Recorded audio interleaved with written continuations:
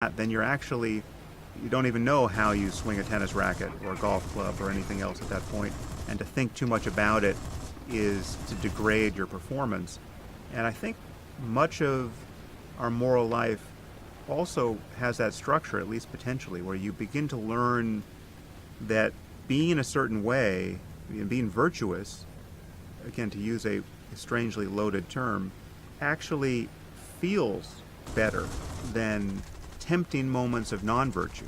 And you begin to feel the emotional cost of giving in to the thing that you otherwise had to convince yourself was a good idea, like telling the truth even when it's uncomfortable.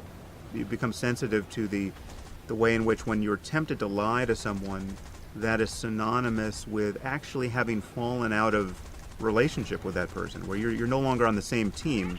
Whatever seemed to be true a moment ago, now your own desire to avoid awkwardness, say, is in contest with your actual connection to this other person and their goals and what they feel they need to know about the world. But again, I do think it does get, to use your terminology, engraved on this unconscious part of ourselves, where we then it becomes our default procedure. Let me bring it back, maybe to sin.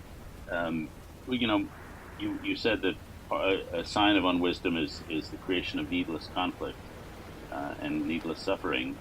Um, Now, Martin Luther King was someone who I think we would probably consider wise, but he certainly created a lot of conflict.